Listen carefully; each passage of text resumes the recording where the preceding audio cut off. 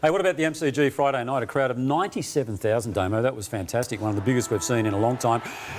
Victorians didn't want either of these sides to lose in many ways, but there was a loser. That was the Bulldogs, and you didn't need to look at the scoreboard to work out who the winners were. Unbridled joy in the Hawks camp. Yeah, it is. I mean, they're just riding the wave, aren't they? What a story it has been this season. This Hawthorn team just does not get overawed by any situation that they are in. Yes, they started the game poorly, and you thought, gee, the Western Bulldogs are on here, and the tall forwards, Darcy's kicking goals out of the ruck and marking the footy, but they're so resilient, and they play with this joy and energy, and they play an attacking brand of football. But what is underrated is just how tough they are, and this is their record since round 9.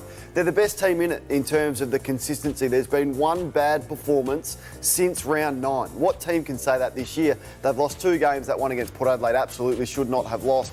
Same with the Giants. So it's going to be really difficult to win it from outside the top 4. It doesn't happen. It has happened once. So that's the knock you have on it. But they're the best team in it right now with their consistency. And this happened without Will Day, their best player. Yeah, I mean, who was a chance to play next week. Yeah, and even Mackenzie going down, and Mitch Lewis is their star forward. He's not there. Blank is their key defender, so they're undersized behind the ball, but they find a way to get it done.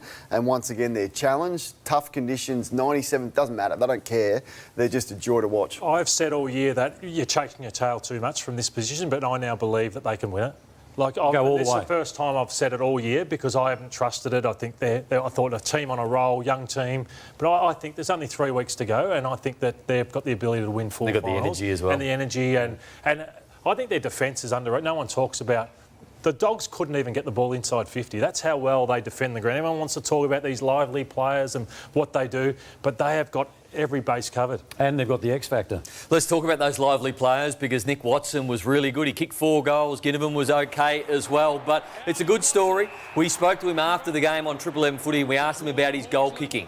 And he said, this is amazing. He said, I knew it'd come. It was as if the confidence he has in his own ability is extraordinary. We always heard before he got drafted how much confidence he had. When he was missing goals, we heard about the fact that he was bombing them for 55, left foot, right foot, and he just calmly said, I knew it'd come. I knew I'm a good player, and he got the job done. He started slowly the other night, worked himself into the game, and it was good to see.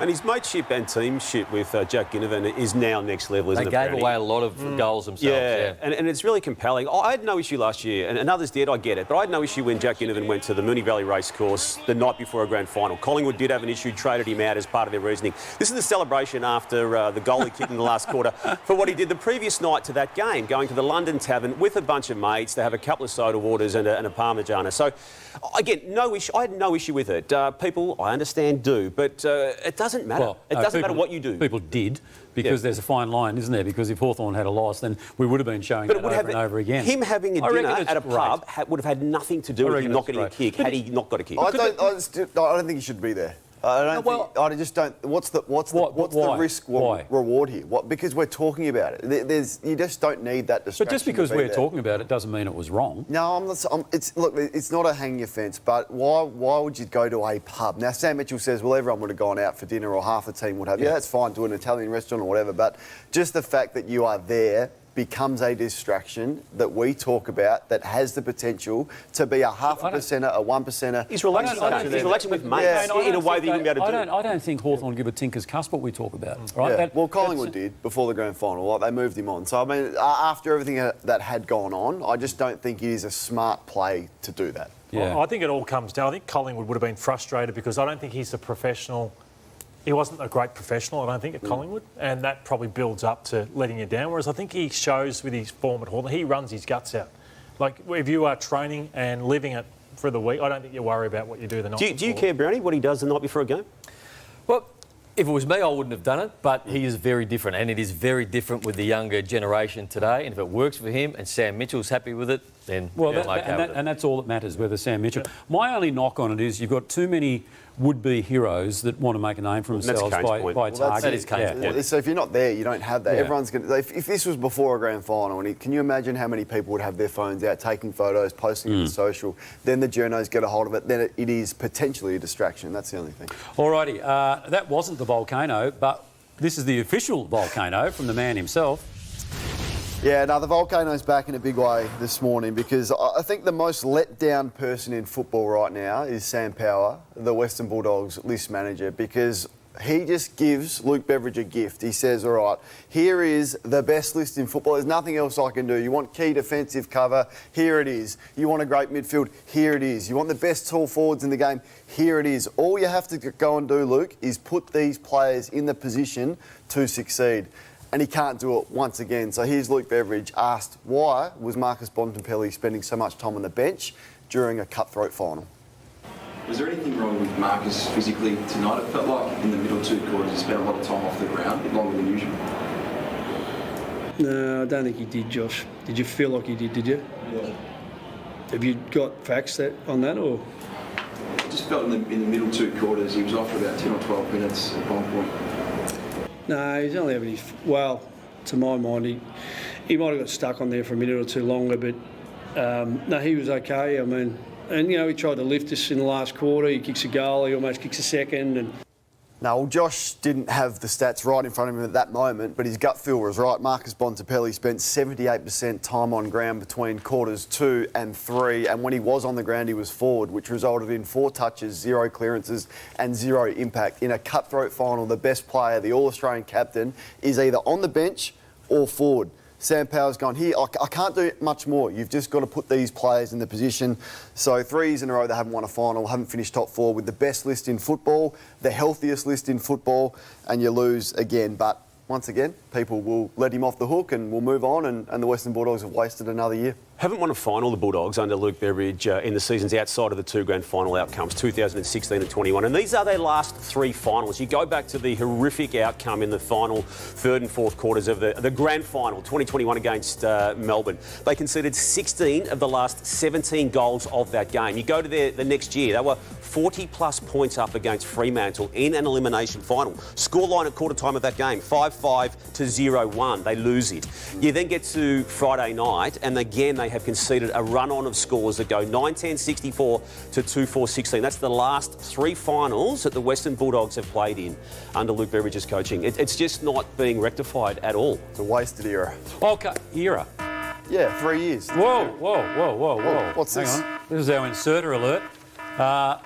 Now, don't try and steal these segments when you go to the other mob, all right? I mean, because these are ours. Although... Good to see you had the volcano back today, too. Yeah, we missed it last week. Well, there was no football last week, so... No, that's right. No, but we had plenty to discuss. Now, here we go with our... We volcanoed you. Here we go for 2 hours. Here we go with our inserter alerts. And, Nathan, these are people that try to insert themselves into finals football when maybe they just stay in their lane. For the good of themselves. Is that what we're saying?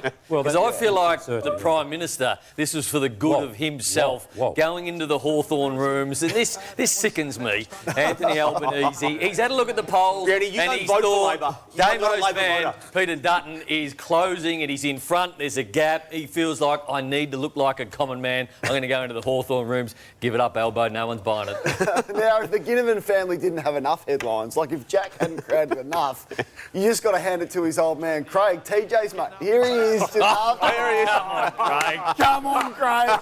We're going to Adelaide. Bugger off, Craig. Like, he's just gone, you know what? We haven't been in the headlines enough with Ginnivan names, so I'm going to have to insert myself even more. Now, the next one up's a guy who played for 3 footy clubs, Fitzroy and Collingwood. Yes, Woodsy, Tony Woods, you played for Hawthorn as well. You're a mate of this show, but you don't need to get on a microphone after the Hawks get back into the finals. I'm with you, Damo, on another one of his teammates. Big Shorts half, but I've got my eyes on you, Big Shorts, because you finished your career at Carlton. So I'm not sure what Big Shorts is doing in there. Yes, he did try and back away, Big Shorts, but you were in there. I'm not sure what you were doing then. Alrighty, now, Sam Groth is a member of the Victorian Liberal Party.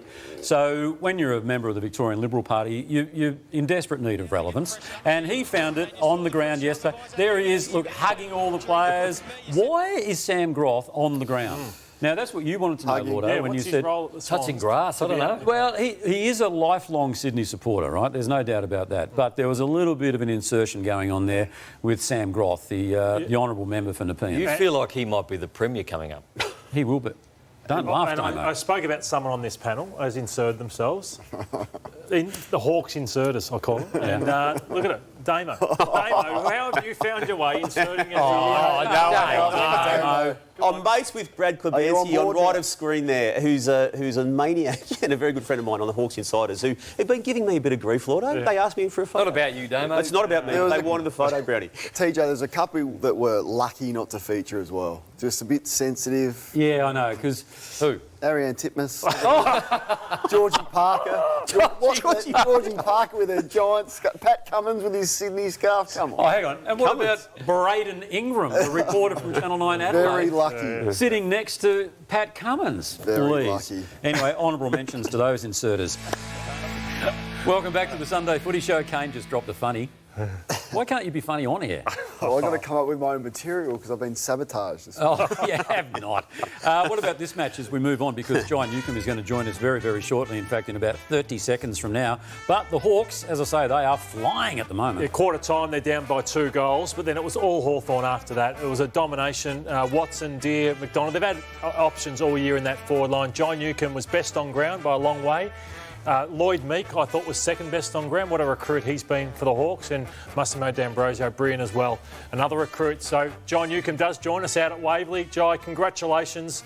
You stormed home in the home and away, but it's another thing to do it in a big final. Talk us through what the experience was like. Yeah, it was a pretty cool night on Friday. Obviously, packed MCG, big crowd for a lot of us. First final for a lot of us as well. So. Yeah, it was pleasing for the boys to be able to put a strong performance together and get the win. Just showing some of your highlights here. I mean, their midfield was really strong and had bigger names, to be fair, with that Will Day than what you did. But the preparation to take them on and basically beat them up inside. Give us an insight into that.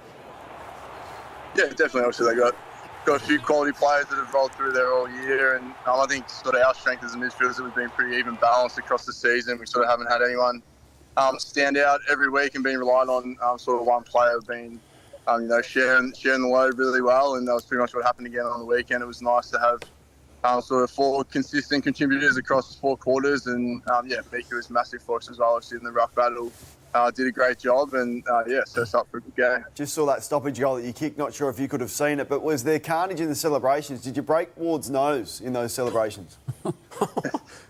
It's not broken. It's got a nice bruise on the front of it, though. A bit of a clash of heads wasn't ideal for the big fella, but he's all right. Hey, Jai, I was critical on the call of Jamara Ugle-Hagan. I just didn't think he competed hard enough. But down the other end, Cal Shadir in his first final, he's been one of the stories of the season. It wasn't just what he did marking the footy, but it was his ability just to never get outmarked. Just his progression as a player must have really surprised you. Yeah, he's been super for us. I mean, the whole way across the year, his contest work's getting stronger and stronger. I thought he was the lead on the weekend. Not getting outmarked, bringing the ball to ground for us, and created some opportunities from nothing. Really kicked a real nice goal that I'm watching now from the boundary, which is beautiful. And he's been really predictable for us. The whole time he's been in the side, which has been great to see us develop. It was a daunting task with Norton, Darcy, Ugle-Hagan, as Lordo's spoken about, but your defenders were fantastic, and in particular Scrimshaw and James Sicily, completely undersized, but just got the job done again and again in the air when the ball came down. Yeah, they've been elite all year. I mean, Scrim in his one-on-ones has been outstanding for us this season, being super reliable, and Sis just did what he does best and reading the footy really well, setting us up. When they do intercept, obviously both elite kicks. Carl Amon was super, especially early for us. The credit to the boys, obviously, very, very important players for them, and to be able to nullify the way they did was pleasing for us as mids to then get involved as well. Jai, you just mentioned some of the collateral damage in your celebrations with what happened to Ward before, but you've had paparazzi shots this year, you've had Marby or Chol leapfrogging over Nick Watson, and you've had Jack Ginnivan opening a fictional can of beer on the weekend. Where does that fit in your rankings of the celebrations that you guys have been getting up to? The leapfrog was pretty cool by Marv's, actually. I didn't see that till after the game, missed that during, but it's all a bit of fun. I think the boys are making the most of their opportunities when they do kick the goals, and it's part of who they are, and we're certainly loving seeing that side of them out in the field. So, one of the things we love seeing is the fact that, you've got this unbridled joy, and you're a happy team at Hawthorn, quite literally. So when you saw the mini controversy regarding Jack down at the London Tavern, what was the chatter inside the rooms? Did you just have a laugh? Yeah, it was. I mean, we barely addressed it, to be honest. It was Jack just socialising as he does with friends, and it blows up as it does. A few things do that sort of get blown a little bit out of proportion, but I mean, there's no internal sort of blow up from us at all. It was perfectly fine, no issues with what was going on. It's part of his routine, works well, played well, so he can do it again this week, I guess. Have you asked the question this morning of Will Day and his potential availability for the next game? I haven't. No, I'm not sure what the breakdown will be there. Hopefully he's right and ready to go, but I'll leave that to the physios and the docs to answer that one for you, Damo. All right, good on you, mate. Now, what are you doing at Hawthorn this morning at Waverley? Just been outside, a bit of recovery, a bit of mobility. Played a bit of soccer this morning, so a bit of light-hearted stuff so far, and meetings and that are about to kick off now. So. All right, big day down there, mate. You've got the best prize pack in football, so Gumbaya World will start there. Brownie's Place, where water slides, thrill rides and wildlife collide. Unlimited access with a family pass to the team at Gumbaya World. One pair of J Buds, thanks to J Lab. True wireless and pack over 5 hours of playtime there. The Clutch & Co. I'm not sure if you play golf, but if you do, you'll be well dressed. Thanks to Clutch & Co. Also, Brad Close's clothing brand, Be Close. Your swing, your style. They'll sort you out as well. The Callaway Chrome Tour golf balls and a cap, thanks to our great friends at Callaway. The hats there are all thanks to Travis Matthews. So a couple of hats there to keep the playing group looking sharp. The True Linkswear golf shoes, they're so good you'll want to wear them anywhere. Check them out, truelinkswear.com.au. The bar fridges, custom design your own bar fridge. There is one of yours for you, as are the Aquila's premium quality footwear since 1958. The cookie boxes, perhaps for the end of the season, when you celebrate a premiership, perhaps. Finest artisan cookie shop, treat yourself.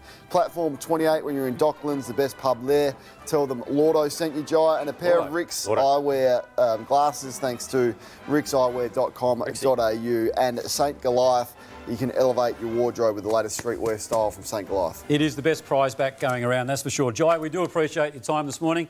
Thank the cameraman, whoever that might be. Probably Jake Keating, is it, from your footy media department there? It is. Okay, good work. Hey, thanks for joining us and all the best for whatever comes in September. No worries. Thanks, guys. Appreciate it. Thank you, Jai Newcombe, joining us there. I was going to say best mid-season draft pick ever. Yeah, and the only one that's been probably given 4 years. They were that desperate to have him at the time and no one else take him. He put 4 years on his head to ensure they got him.